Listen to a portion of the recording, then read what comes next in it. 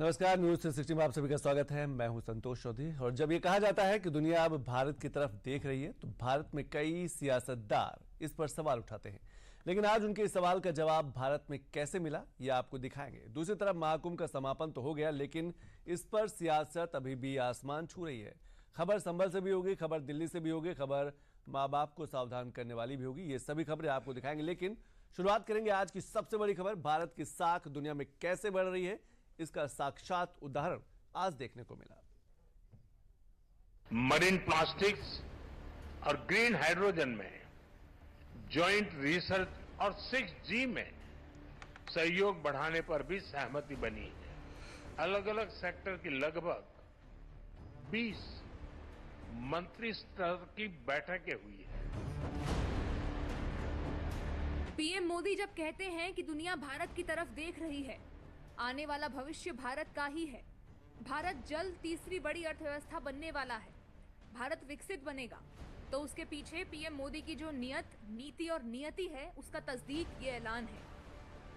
EV batteries, marine plastics और green hydrogen में joint research किया जाएगा। साथ ही सस्टेनेबल अर्बन डेवलपमेंट पर हम अपने जॉइंट प्लान को आगे बढ़ाएंगे। कनेक्टिविटी के क्षेत्र में India, middle east, Europe economic corridor यानी आईमेक, उसे आगे ले जाने के लिए ठोस कदम उठाए जाएंगे। मुझे विश्वास है कि IMEC global commerce, sustainable growth और प्रॉस्पेरिटी को ड्राइव करने वाला इंजन साबित होगा। पिछले कुछ महीनों में पीएम मोदी को ऐसे कई बड़े ऐलान करते हुए जब भी आपने देखा होगा, तो वो किसी विदेशी सरजमी पर होते थे। लेकिन जो ईवी बैटरी और ग्रीन हाइड्रोजन को लेकर ये बड़े ऐलान हो रहे हैं, वो भारत की सरजमी से ही हैं। इस बार पीएम मोदी किसी विदेश दौरे पर नहीं गए हैं, बल्कि दुनिया के सबसे शक्तिशाली व्यापार ब्लॉकों में से एक यूरोपीय संघ यानी EU की अध्यक्ष उर्सुला वॉन डेर लेयन कई वैश्विक नेताओं के साथ भारत में हैं, जिनसे आज कई बड़े मुद्दों पर बात हुई है। भारत और EU के बीच 13 क्षेत्रों में समझौते हुए, रक्षा, टेक्नोलॉजी और जलवायु परिवर्तन सहित कई मुद्दों पर चर्चा हुई। इस साल के आखिरी तक FTA यानी फ्री ट्रेड एग्रीमेंट पर सहमति बन सकती है। ग्रीन हाइड्रोजन पर बिजनेस समिट करने का फैसला लिया गया। अंतरिक्ष कार्यक्रमों में सहयोग करने पर सहमति बनी। ईवी बैटरी, मरीन प्लास्टिक और ग्रीन हाइड्रोजन पर होगा शोध। यूरोपीय देशों के साथ कनेक्टिविटी और तकनीक पर फोकस बढ़ाने पर सहमति। IMEC यानी भारत मध्य पूर्व यूरोप आर्थिक गलियारे में तेजी लाने पर हुई बात। सेमीकंडक्टर, AI और 6G के सहयोग पर सहमति। पीएम मोदी और EU की अध्यक्ष उर्सुला वॉन डेर लेयन के बीच शुक्रवार को कई अहम मुद्दों पर बातचीत हुई है।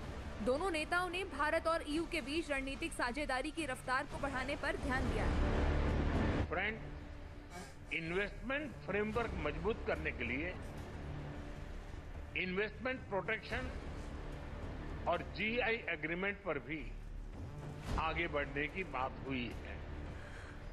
टेक्नोलॉजी और इनोवेशन के क्षेत्र में एक ट्रस्टेड और सिक्योर वैल्यू चेन हमारी साझी प्राथमिकता है। Semiconductor, AI, high performance computing और 6G में सहयोग बढ़ाने पर भी सहमति बनी है।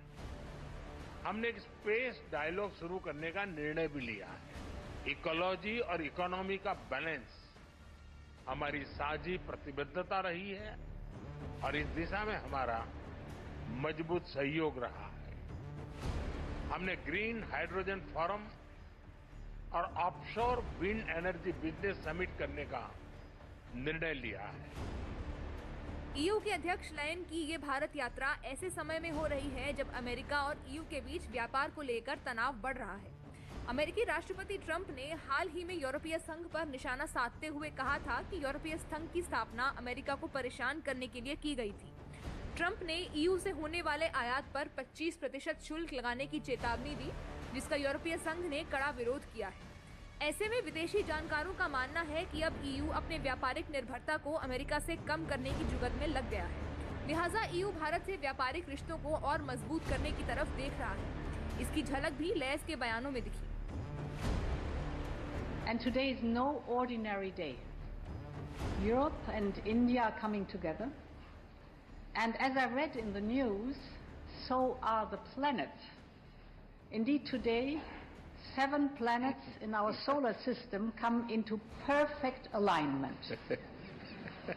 And that is a very outstanding event. And they say that this event signals transformation and growth.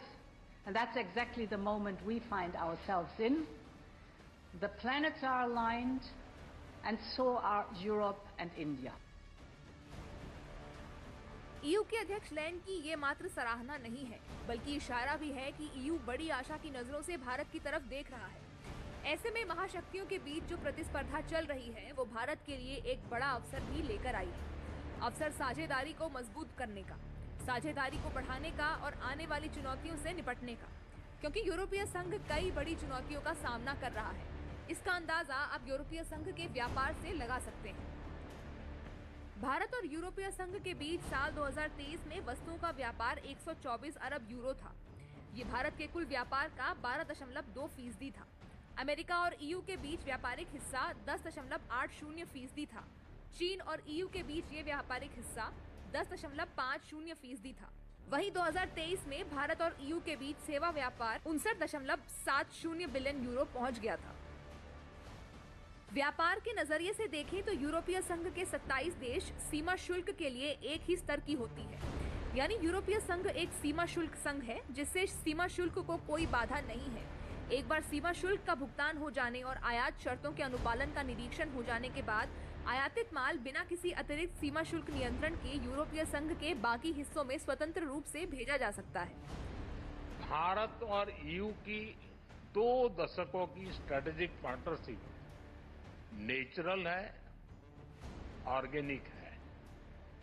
इसके मूल में ट्रस्ट है, लोकतांत्रिक मूल्यों में साझा विश्वास है, शेयर्ड प्रोग्रेस और प्रॉस्पेरिटी के लिए साझा कमिटमेंट है। इसी स्पिरिट में कल और आज अलग अलग सेक्टर की लगभग 20 मंत्री स्तर की बैठकें हुई है। हमारी पार्टनरशिप को एलिवेट और एक्सेलरेट करने के लिए कई महत्वपूर्ण निर्णय लिए गए हैं। Trade, technology, investment, innovation, green growth, security, skilling और मोबिलिटी पर सहयोग का एक ब्लूप्रिंट तैयार किया गया है।